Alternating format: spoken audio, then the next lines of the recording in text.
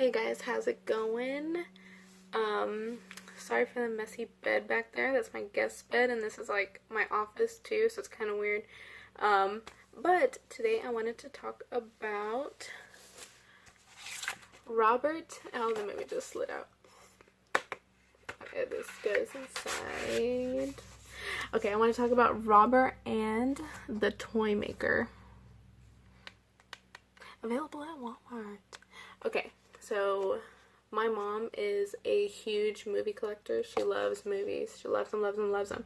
So I wanted to see this movie. I borrowed it from her, and I wanted to see it because, well, Robert, I saw on Facebook, was a very famous doll that's like super haunted and stuff. So when you look at it like this, you see Robert, and then you see a little scary doll. So in my head, that's what I thought that was about. But I didn't read it all. So they kind of tricked me. It says Robert and the Toymaker. Okay? Robert and the Toymaker. So they kind of threw me off there. Okay? So I wanted to talk about this movie because it kind of made me upset. Because it was very misleading. And I say it was misleading because of that. That's the reason I wanted to watch the movie. That's what I thought it was about. So I went ahead and watched it. And yes, it was an under-budget film. And as an under-budget film, I don't think they did too bad of a job. I mean, obviously you can tell an under-budget film is an under-budget film. It looks cheap. But I don't think they did that bad of a job. But what really went over the edge for me was that the whole movie is misleading. Okay? This says Robert and the Toymaker. Robert is this doll in the movie. This is true. And there is a toy, his Toymaker is there. And this doll does come to life. But the Toymaker also brings a bunch of other dolls to life. It's not just about this doll. There's like 3 or 4 other dolls that come to life too with this Robert doll, and the other ones have names too. Another thing, this movie is not just about Robert and the Toymaker. It is actually about a spell book that the Nazis are after because it brings things back to life or brings things to life. It's not about Robert and the Toymaker.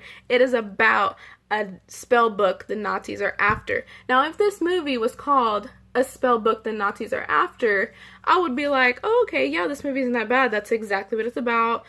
You know, the storyline was pretty good, and the ending was a pretty happy ending for trying to be a spooky movie or whatever.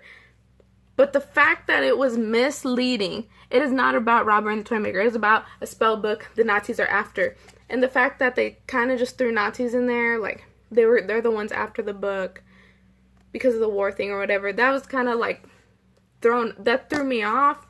And then at the very end of the movie, they show like clips of Hitler and at war in black and white, and I'm just like, okay, like, this isn't really starting to make any sense.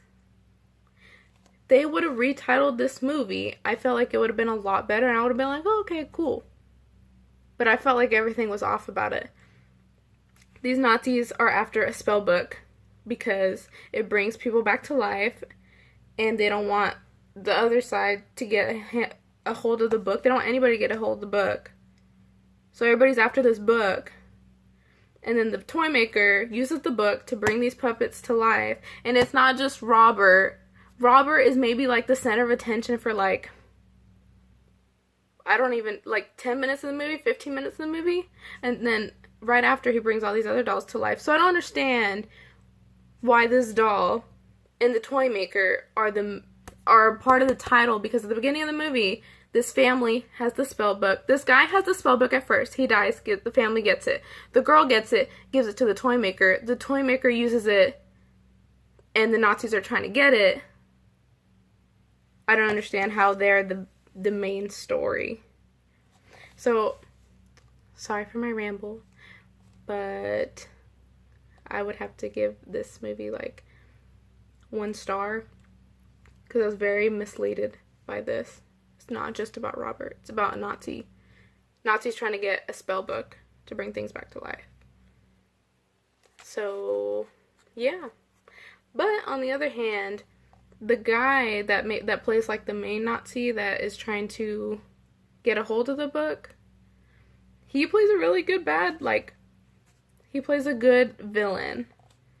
So I was, that made me, like, for it being an under budget film, he did a really good job. I was like, ooh, like, this guy's, like, intimidating. Like, I felt intimidated watching him. He did a pretty good job. But like I said, I felt like if they would have changed the title of this movie, it wouldn't have been that bad. But I give it 1 star because I was very confused on the whole plot and everything. But, yeah, available at Walmart.